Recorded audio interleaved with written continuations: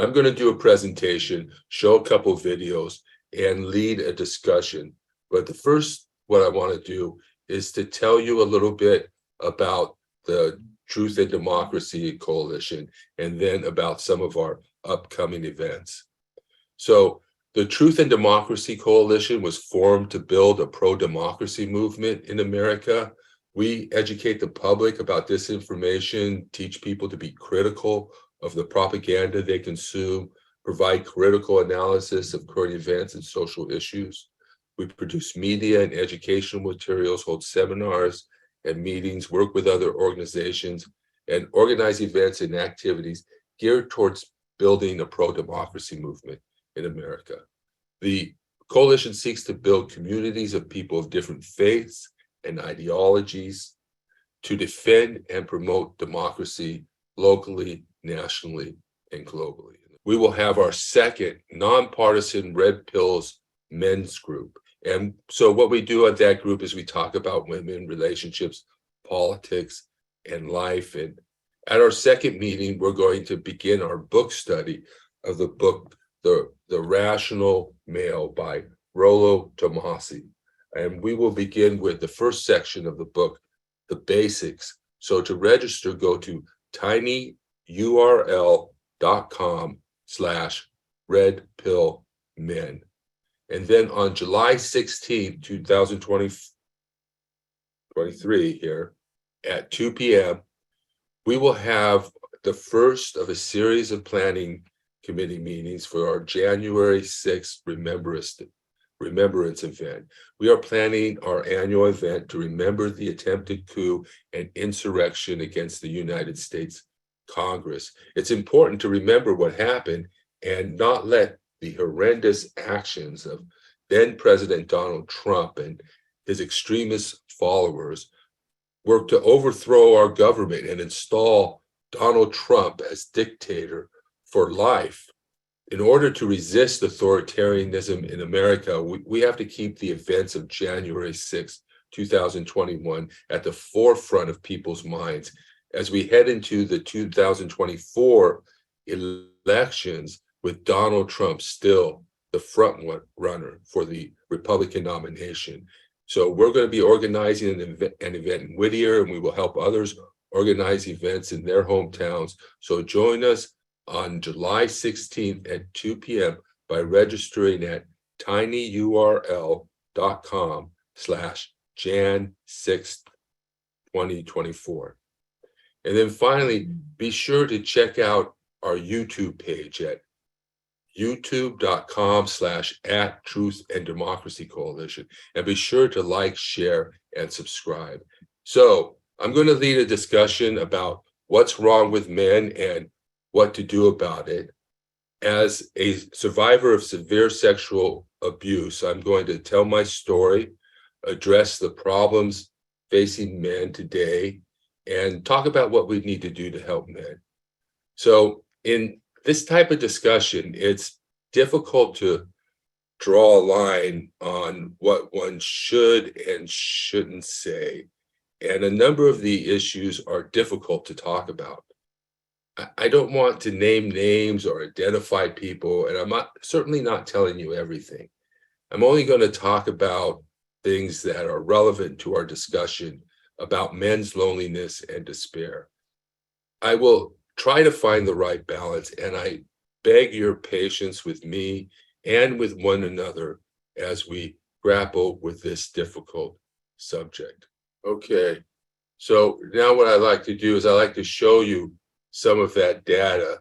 Here we have the share of men who are people 25 to 35 years old. And this is a graph of the unmarried and whether they've had sex in the last year. And we see that there's been like a 20% increase since around 2009, 2008. Yet for women, it's largely the same. And then down here, these are the married couples.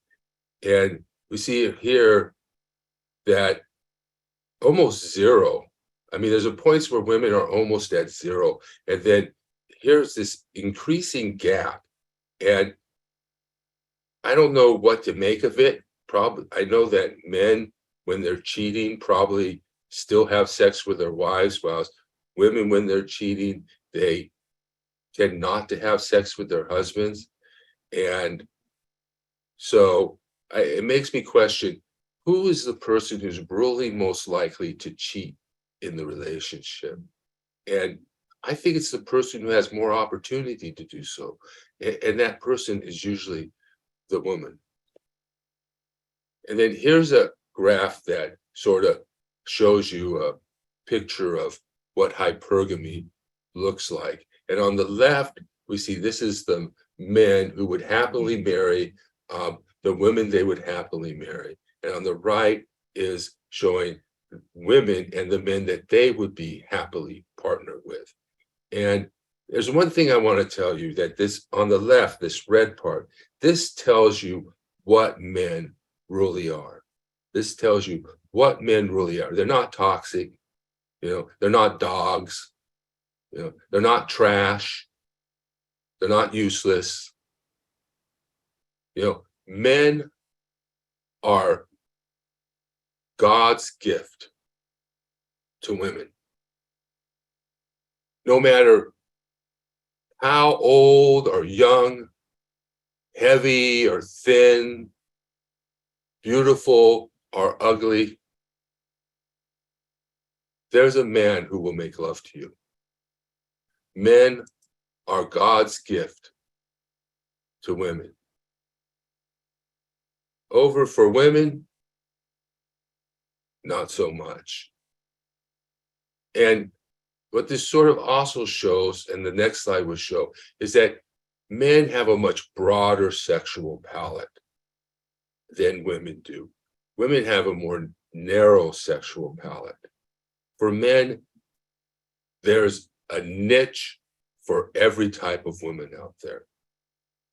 And here, what this reminds me of is, I tell young men in high school and so forth that the girls they're hanging out with now, when they graduate, they're going to start swinging for the fences. And that's sort of what that reminds me of. Even the least attractive women feel entitled to the most attractive men. And why not? Here, what we see is, this is from OkCupid, and this is a rating of how men rate women and how women rate men. And we see that men have this bell curve here, and they come up with some type of range, but they find most women attractive. Women, on the other hand, look at the least attractive side. It's 50% of men are unattractive to women. If you add the 23%, that's 75% of men are on the unattractive side of the graph. And then you look at most attractive, 0%. Women have a much more discriminating sexual palette and a more objective standard. They're all looking for the same thing. Muscular, good genetic markers, muscular, good chin cut, and then finances, protection, ability, and status. So, and men have more of a subjective standard. Some men like one thing, other men like other things. It's a little more subjective for men. For men, for women, they're all looking for the same thing. It's an objective standard.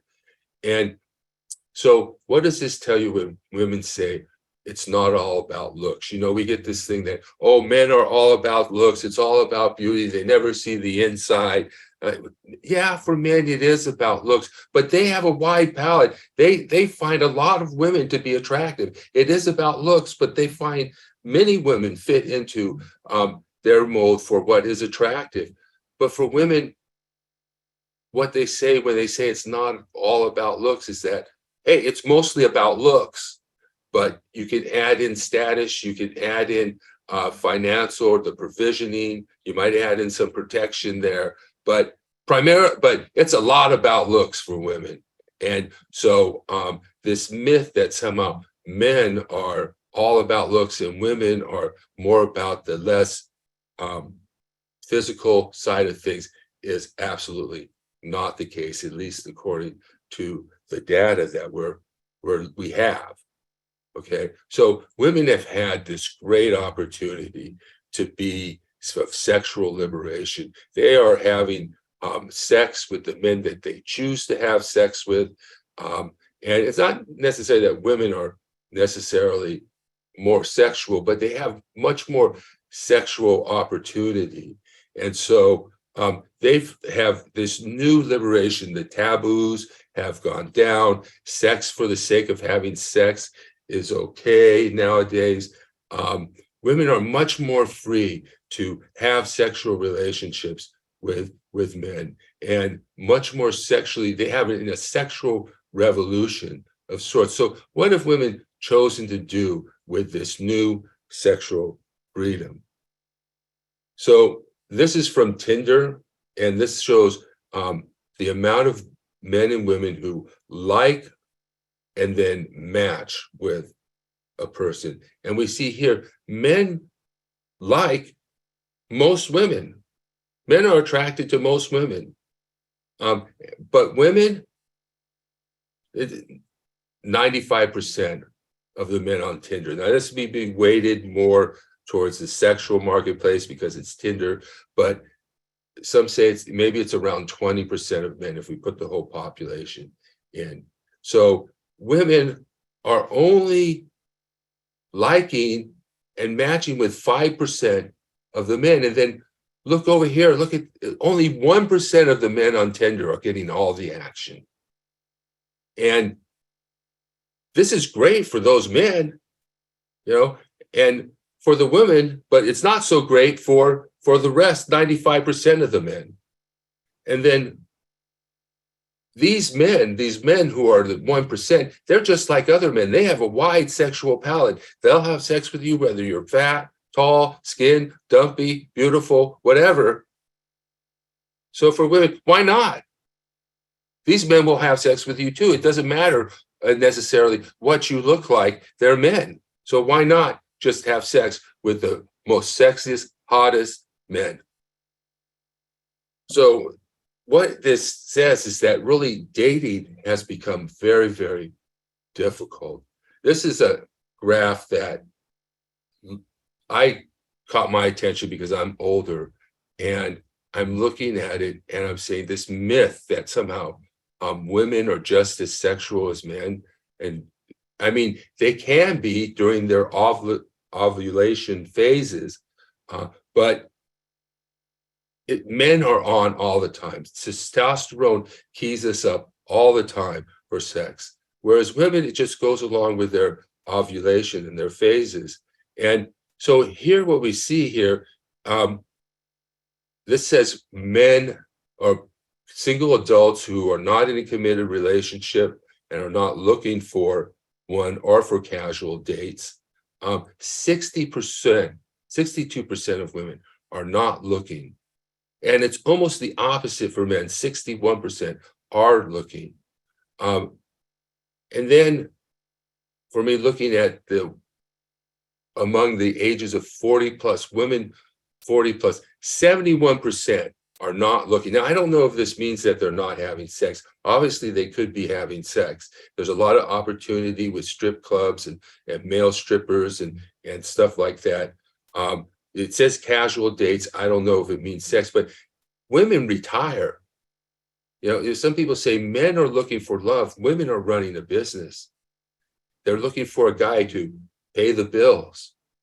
And so women retire from the market. So what this tells me is that maybe men have to date younger women. I mean, we get this, but men like to date younger women. It's so disgusting. It's terrible. But maybe they have to, because that's the state of the marketplace. And then what about the young women who date older men? Where's the anger at them? What's more disgusting, an old man dating a young woman or a young woman dating an old man for status or money? So And then the need for prostitution. If women drop out of the market and only really want to have sex with the hottest and most muscular and most masculine men, then there's a need for prostitution. But really, prostitution is such a poor substitute for true affection and companionship. And a lot of men won't be able to afford it.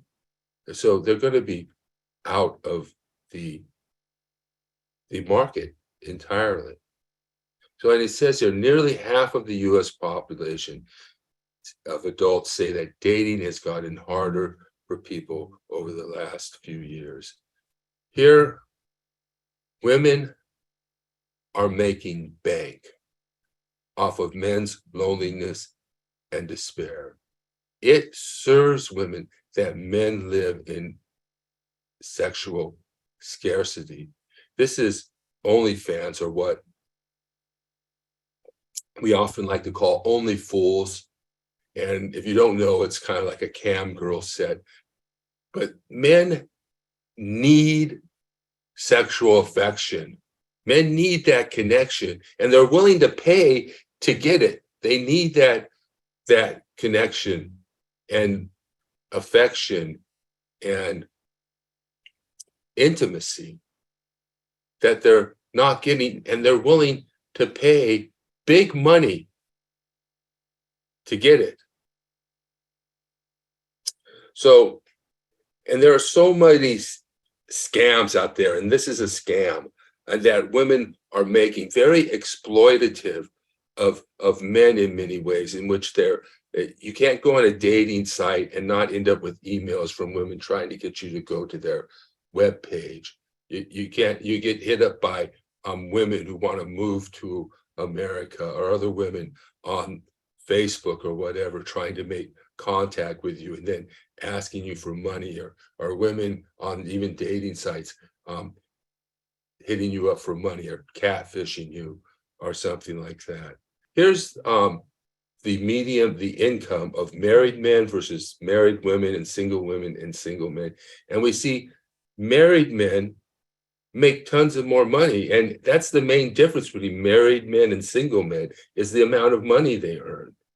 And I guess right now I'm coming to a point in the presentation where, if you really want equality, because men will always make more money than women, because that's what women demand. Women demand that men make more money than they do.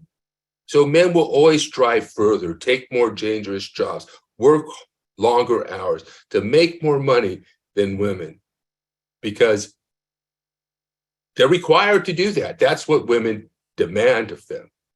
So if you turn a marriage market into a business where you're only marrying men who make more money than you, then you'll always work for the man. And that's just, I don't know, maybe it could pan out some way where richer and richer women are marrying richer and richer men. But if you're only going to marry men who make more money than you, you're always going to be working for the man. Now, here's another way of looking at it. This is spousal income versus a woman's own income and the age in which they got married. And it benefits women to marry young. And right now we're seeing a lot of women who are fooling around in their 20s. And then all of a sudden in the 30s, they're finding, oh, I've got to get married. I want to have children. And they're having children. There's some indication, an article came out that said 30% of women will be alone and childless by 2030. So,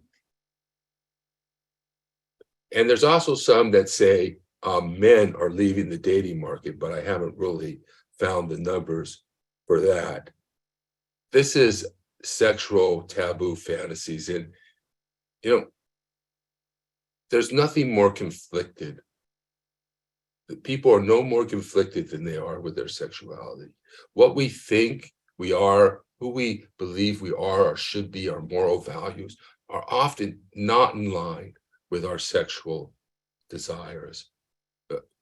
Here in the pink are the female dominated this interest, and the blue is more, or purple is more the male. And we see again here, men all over the place, almost everything, all sorts of weird stuff. Some of it is horrible, but men have a wide sexual palette. But let's look at what women are interested in, spanking, female submitting, male dominating, heavy bondage, asphyxiation, choking, rape play, masochism, sadism, cutting and piercing. Women, there's a theme, and it's all about male domination and violence. There's something about violence and domination that is sexually stimulating for women. And there's also a lot of reliving trauma in our sexuality as well. And these things maybe have been ingrained in us from a Neolithic age. And really what we have is a Neolithic sexuality. And that's just a statement of fact, not a Neanderthal type of sexuality. But here we can see that if women really want equality, if they're opposed to male domination and they want to end male domination, maybe they should stop pining for it in the bedroom. I mean, this is so conflicted. We're so conflicted with our sexualities, but it makes sense. I don't know if it's possible. I know a lot of the people, the evolutionary psychologists, don't think women are capable of change. But there was a time when people used to take their families as entertainment to watch someone be drawn and quartered, which I think means being torn apart by the horse, to watch someone being tortured. We have been able to increase our sensibilities.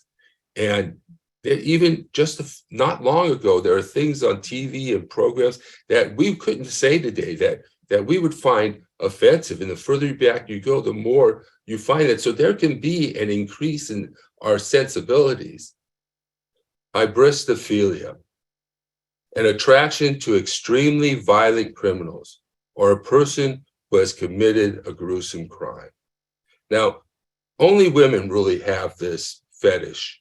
Men are not writing letters to female murderesses in jail. Only women do that. As I said, there's something about violence and the potential for violence that is a turn on. And so it really makes me think, if you really think men are toxic, or you really want to oppose toxic masculinity, then maybe it's a good idea to stop being attracted, stop breeding with criminals, or stop going after bad boys, and stop, that might make a little sense. Really, masculinity is what you're attracted to. It's not toxic. But if there is toxicity, and I'm thinking about this, there's a toxicity between, is it femininity that's toxic or masculinity that's more toxic? And given my experience and the data, I think there's enough toxicity to go around.